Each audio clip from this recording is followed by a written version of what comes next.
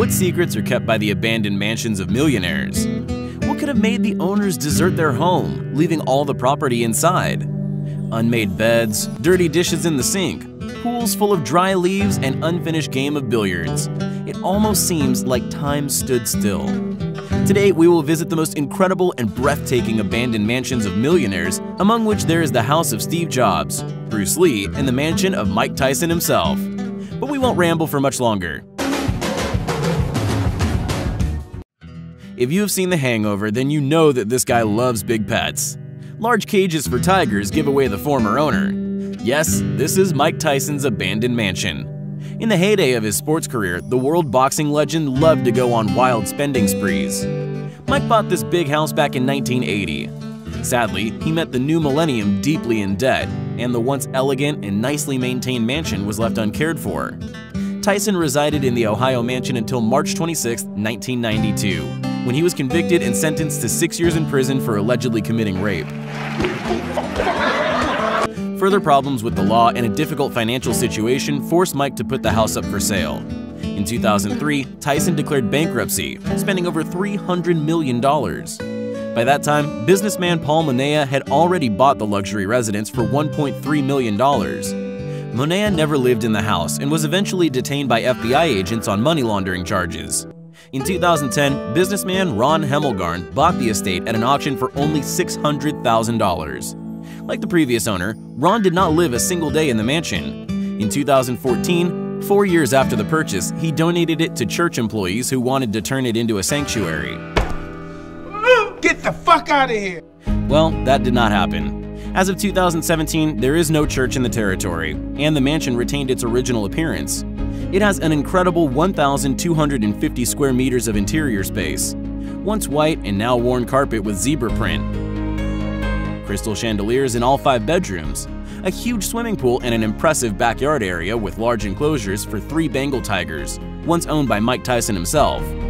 Iron Mike, who still remains one of the most famous celebrities in the world, said that his popularity helped him to once again become a millionaire by making appearances before the public with stories about his life and career.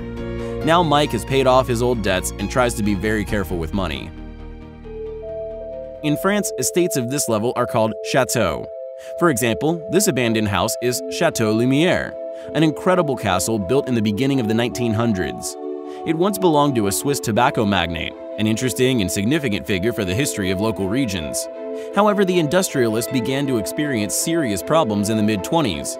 His health declined a lot, and soon he died. The mansion was bought by new owners, but they did not have enough means to maintain the house in proper condition. Chateau Lumière was again put up for sale. As a result of all the twists and turns, the building ended up in caretaker status. And although it is listed as a monument of architecture, it is actually left to disintegrate. There's a once luxurious car, Citroën CV2, rusting in the backyard. Nevertheless, the mansion's internal decoration is impressive. Gilding, beautiful antique fabric wallpaper, massive columns. It is hard to believe that all this stuff is still intact. Now we'll take a look at the Widener family estate. Linwood Hall, a 110-room mansion nicknamed the last American Versailles, is located in Elkins Park, Pennsylvania. The castle, furnished with chairs from the palace of Louis XV, with halls filled with the works of Raphael and El Greco, has been going through hard times. As of June 2017, its cost is $16 million. At the same time, about $50 million are required for restoration. More than a century ago, the castle was built on the order of transport tycoon Peter Brown Widener. In 1912, his older son, George Widener, went to Paris together with his wife and son. On the way back, the family booked tickets for Titanic. After the vessel collided with an iceberg, Widener seated his wife and her maid in the boat number 4 and stayed on the sinking ship with his son. His father, Widener Sr., died 3 years after the tragedy. It was reported that he was in deep grief over the loss of his son and grandson. Linwood Hall never got a worthy owner. This abandoned house looks as if it is frozen in time. Such houses are absolutely breathtaking, especially if you know that it once belonged to the famous guitarist of Pink Floyd, David Gilmour.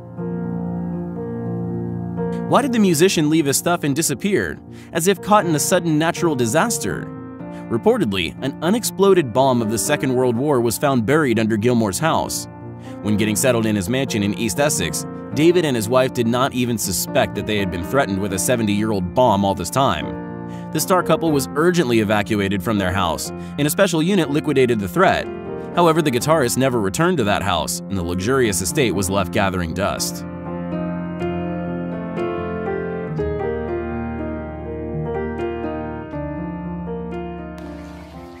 The house of a true legend does the same. The old abandoned house of Bruce Lee himself. It has been put up for sale.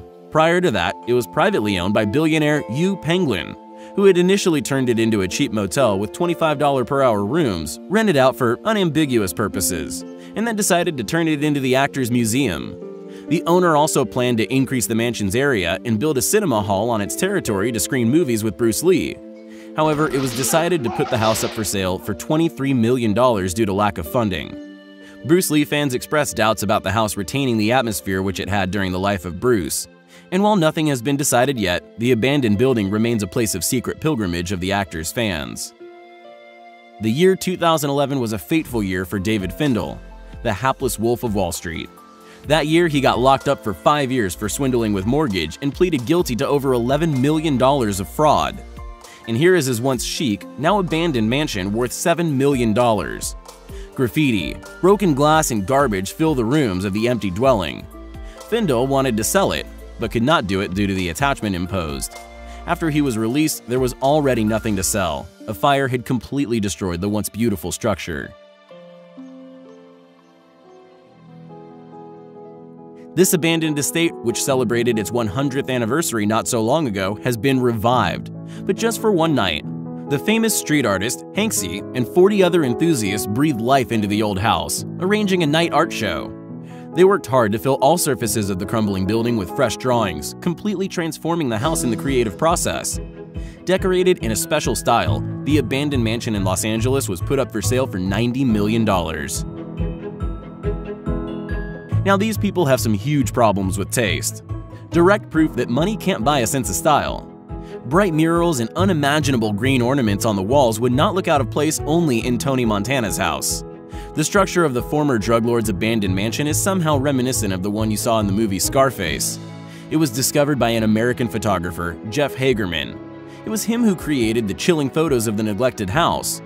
Unfortunately, there is no reliable information about the sad fate of its owner, and the criminal estate with clogged windows is unlikely to find a new owner in the near future.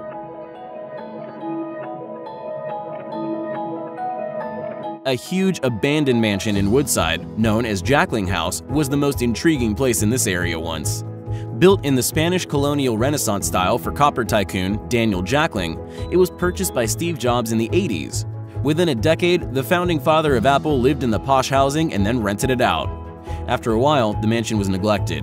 In 2004, Jobs planned to demolish the pompous mansion and build a modern housing in its place. However, the city residents had a different opinion on this matter. The struggle with the supporters of historical heritage preservation lasted for several years. After many twists and turns, the court decided in favor of the entrepreneur and the house was demolished in 2011. However, Steve Jobs was never able to realize his vision of a new building as he died of pancreatic cancer several months later.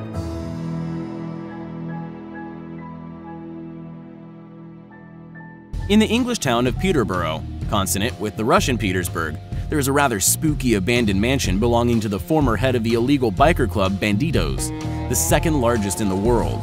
Its owner, drug dealer and biker Robert Pamet, has ended up in prison. While detained, he intensely fought for getting his property back. For now, his looted mansion is explored by thrill seekers and just ordinary guys with cameras.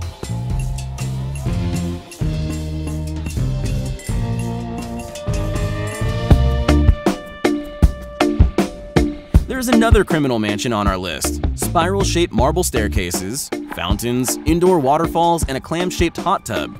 But there is dust on the staircases. The fountains are dry and full of leaves, and their decoration is falling apart into pieces. Well, here we have quite an interesting story. Originally, the mansion had belonged to a wealthy woman with cancer. She managed to get a special permission from the authorities to cultivate marijuana for treating her illness. No one knows where the owner disappeared, whether she died or just left the estate. But this is not the end of the story. It continues with a criminal plot of unscrupulous real estate agents, who came to inspect the mansion and discovered equipment for growing you-know-what. They launched their own small farm. They took electricity for pumps, lighting, and other equipment for free and did not bother with utility companies. However, it turned out they were not cut out to be electricians. As a result of network overload and further short circuit, a fire broke out on the territory of the marijuana fortress. The fire provoked such a strong, intoxicating smell that people could smell it for miles. After that, the illegal residents were arrested and the mansion stands abandoned to this day. Last but not least, Hacienda Pablo Escobar owned a territory of almost 20 square kilometers, including a private safari park, karting, and airport. The legendary Colombian drug lord spared no expense when it came to decorating his home with various eccentric details. The entrance to the estate was adorned with an exact copy of a Piper aircraft, but not any regular plane, oh no, the one that had delivered the first batch of cocaine to the United States. The whole territory was filled with statues of dinosaurs. A unique zoo with rhinoceroses, giraffes, and hippos was located there. They were erected there since the smell of fertilizer was stronger than that of the drugs. Eventually, when the luxurious estate was seized by Colombian agents, it quickly fell into despair. Looters and robbers took everything that could be carried away. The mansion was abandoned for a long time and was gradually covered with grasses. But today it hosts an amusement park, in the center of which there is a museum dedicated to the famous drug lord. 50,000 tourists visit this amazing place every year. That's all for now. Thanks for watching. We hope you enjoyed the video.